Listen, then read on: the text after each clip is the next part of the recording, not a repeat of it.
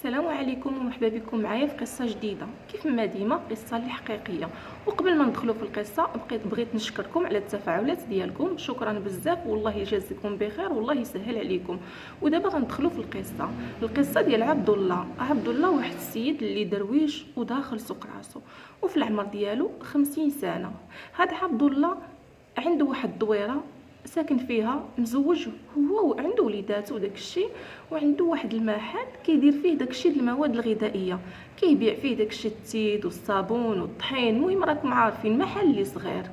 فكيقول كان في الاول عايش بخير، يعني ماشي لاباس عليه وما مخصوش، يعني الدار راه ساكن، وداك المصروف اللي كيدخل من داك المحل كيخلص به الماء والضو ديالو وكيصرف به على العائله ديالو.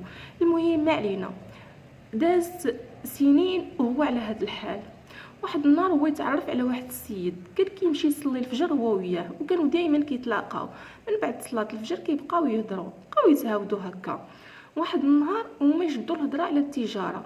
فهذاك السيد اللي تصاحب مع عبد الله لاباس عليه، عنده الهري، عنده واحد الطوموبيل، عنده واحد الدار فيها 3 ليطاج.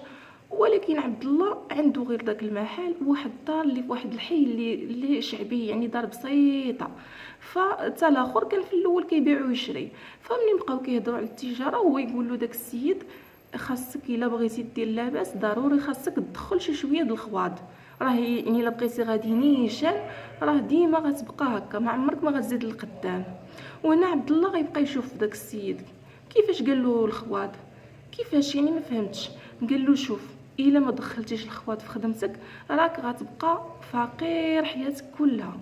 وهذا الشيء يعني هذا الشيء راه عادي، راه تقريبا جميع التجار كيديروا هذه المساله. المهم هذا الشيء هو اللي قالوا السيد صاحب عبد الله، هو اللي قالوا لعبد الله.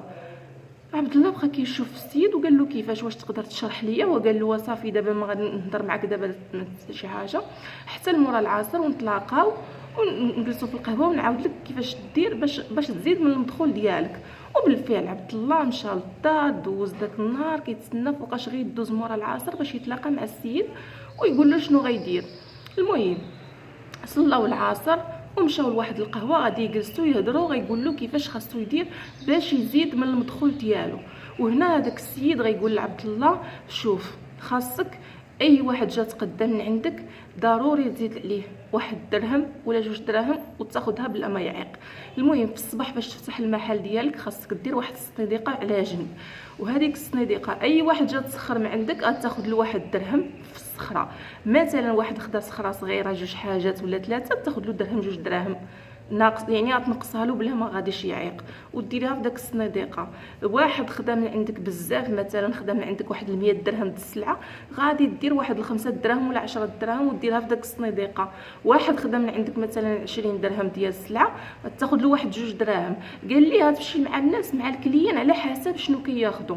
المهم ضروري انت ديما تاخذ 1 درهم للكليان، والكليان فاش غادي يلقى الفلوس ناقصه درهم راه ما غيجي في داك القضيه. والاغلبيه ديال الكليين راهم ما كيحسبوش، وفي حاله ما الا شي واحد شك بانك غلطتي له غيرجع عندك وديك الساعه غادي تتحاسب معاه وترد له داك الشيء اللي خديتي له.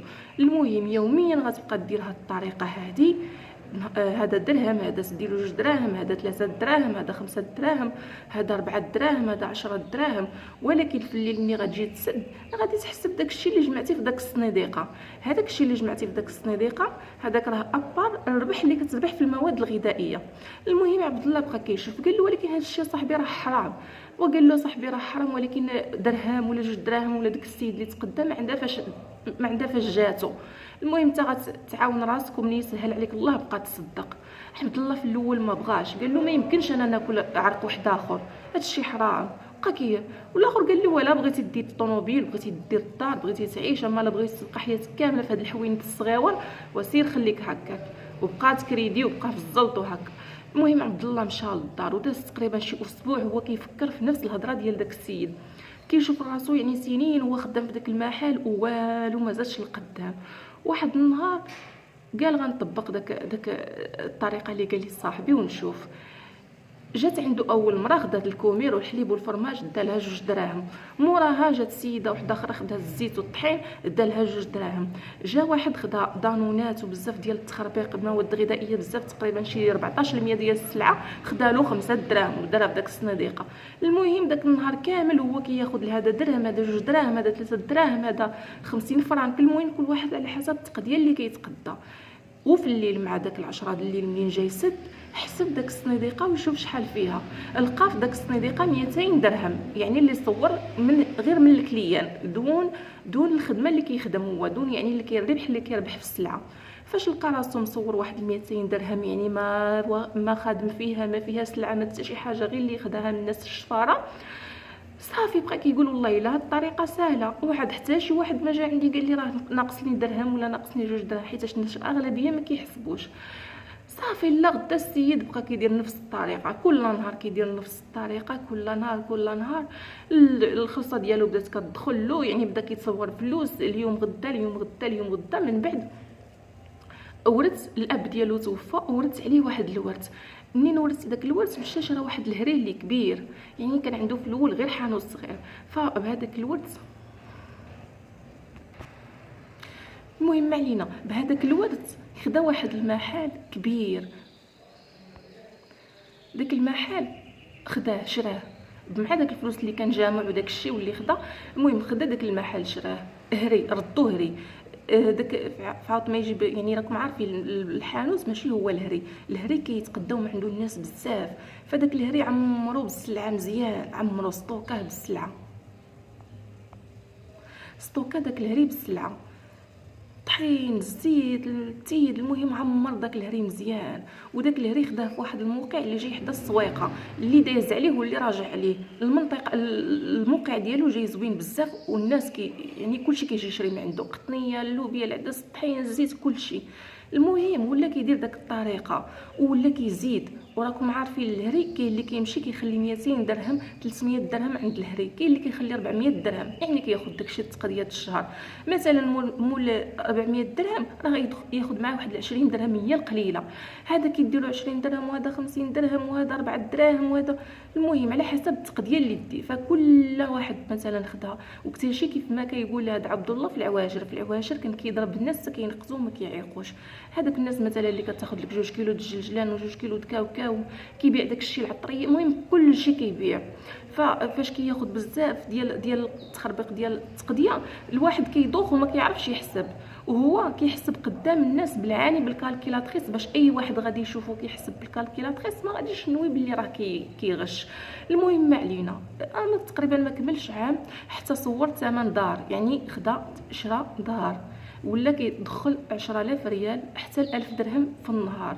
كيف ما قلت لكم الهري ولا كيدخل له اكثر من الحانوت اضعاف واضعاف. علاش؟ لانه جاي في السويقه دايز عليه وراجع عليه، وكان كيجيب البضاعه اللي نقيه وعليه النفاذ، الناس كيشريو من عنده لان عنده السلعه نقيه، طحين نقي، سميده نقيه، كلشي نقي.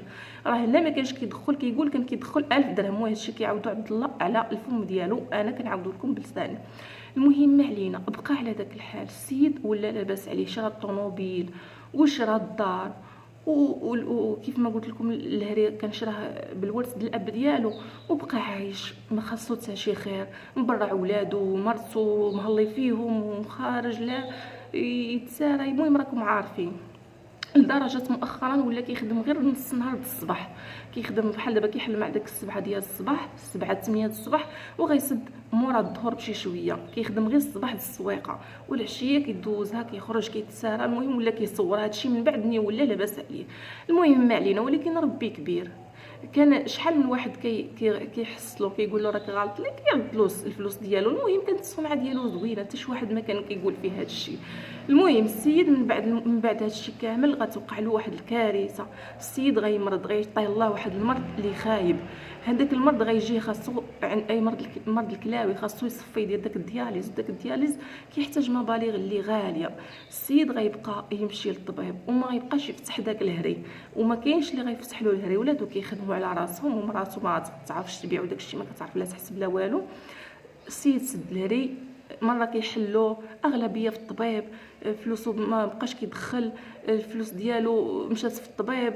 راكم عارفين داك الديالز، الله يحفظنا ويحفظكم منه، شحال ديال الفلوس كياكل. المهم بقى هكا كل حصه كيخسر فيها الزباب الفلوس.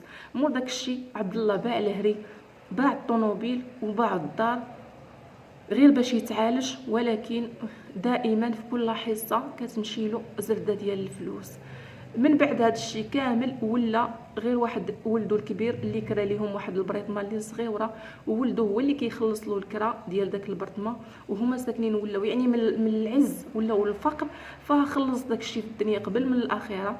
دابا حاليا باش كيمشي يدير داك الحصص ديال الدياليز غير الجمعيات اللي كيتكلفوا له، يعني داك الشيء اللي كان عنده كامل باعو، ما بقى لا هري لا سلعه لا دار لا طوموبيل، حتى حاجه ما بقات له. فلوس الحرام مشات كامله غير في الطبيب، داها الطبيب. هذا الشيء من بعد تقريبا واحد العامين وهو يعاني ويخسر في الفلوس. دابا حاليا عبد الله غير ساكن في الدار د ولده هو ومراته، ما بقات له فلوس، ما بقات له صحه. ولا غير كيطلب الله وكيستغفر الله، ولا كيصدق كما على الله يا ربي يحن عليه من داكشي اللي دار، يعني شويه يعوض له. الا صدق عليه شي واحد بشي حاجه كيمشي يصدقها. المهم حالته ولات كتشفي، وكيطلب الله وكيقول الله ياخذ الحق في داك صاحبه اللي كان هو السبب في هذا الشيء كامل. صاحبه حتى هو ما بقاش بان له الاثار من داك الوقت، ما عرفوش شنو وقع له، ولكن ضروري ما غيكون ربي يخلصه حتى هو، لان اللي كيدي شي حاجه ماشي ديالو راه ربي كيخلصه في الدنيا قبل الاخره. الواحد يرضى بالقليل، وداك الشيء اللي يعني اي واحد غادي يدير شي خدمه يديرها متقونه وخدمه د الحلال. وش نقول لكم، هذاك الشيء واخا بسيط راه ربي كيجعل فيه البركه. اللهم قليل مداوم ولا كثير مقطوع. ها هو دابا طمع ما بقى له حتى شي حاجه، وكيقول عبد الله يا ريت كون بقيت غير بصحيحتي وفي داك الدار الصغيره ديالي وفي داك المحل الصغير ديالي. المهم كنتمنى ما نكونش طولت عليكم، وسمحوا لي بزاف، والسلام عليكم، وشكرا بزاف على التفاعلات ديالكم، والسلام عليكم.